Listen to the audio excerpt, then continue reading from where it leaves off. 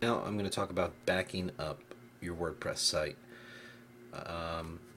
Each of the links for the previous 12 screencasts, I have the downloaded files for each of them, and they're pretty large. They're like 10 megabytes. And what I want to point out is that a lot of the stuff you don't need to include. So the WP admin, the includes, all of this stuff, all you really need is the WP content. And the reason you need that is the plugin, contact form, was the one we added. This comes with WordPress and it helps reduce spam. And so the plugins are needed, and the themes, we really need the simple WordPress, and 2011 and 2010 are the default themes that come with WordPress. And the other important file is the HD access file and the config file that shows how you connect to your database. So how do we back this up? Well, all of the information is in the database, so we got to get it out of the database. So let's go to localhost phpMyAdmin and export our database. Now when you're in phpMyAdmin, you can click on databases and it's going to take you and show you all the databases. So what I want to do is export a database, and I'm going to select custom, and then I'm going to choose simple WordPress. Hopefully it's there. Yes, it is. And we've got simple WordPress, and as I scroll down, there's a couple options that I like to check. The first one is add drop database statement. This means if the database exists, it'll replace it. And drop table. So if the tables exist, it'll replace it. So we're going to do that, and then we're going to hit go, and what it's going to do is it's going to give us a SQL file, and we want to call it here simple underscore WordPress, and that's going to be .sql.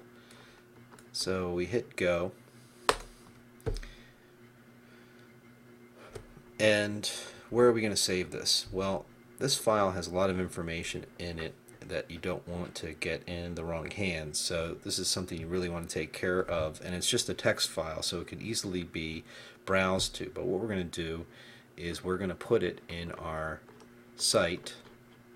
I'll just open this up real fast, and I'm inside the assets, and I'm going to create a folder called DB, and I'm just going to put it in there for now. But if we ever go live, we definitely don't want it there, and we just want to put it in some safe place other than inside our site that someone could hack into and get that information, which we don't want them to do. So that's where the file is. And remember, I said that the files that are necessary that we need are the folder WP content and the WP config file. So let's get those. So I have those files, and I'm just going to cut them and put them on my desktop. So they're on my desktop, and now I'm going to do something scary here. I'm going to delete my database. It's gone. Alright, so now that's gone. Now how do we recreate it? Well, before we recreate it, I'm going to select my database, which is simple WordPress, and I'm going to drop it. It's going to say, are you sure you want to do this? Yes. So now we pretty much have lost our database, and we got to bring it back. If we view our URL, our site no longer exists, so now we need to get this thing working. And I'm going to add simple WordPress 2 inside my htdocs folder. I'm going to move that into Sublime. I'm going to fetch WordPress, package WordPress. Alright, so I have all the WordPress stuff there. I'm going to cut these 3 files on my desktop and place them inside my htdocs Sublime. My htdocs Sublime WordPress 2. I'm just going to paste in. I'm going to say, hey, do you already contains this? Do you want to merge the folder with this one? Yes. And move and replace, don't move. So move and replace, yes, yes, move and replace, yes, and just do it for everything, all the conflicts. Yes, yes. Okay, so we're going to continue.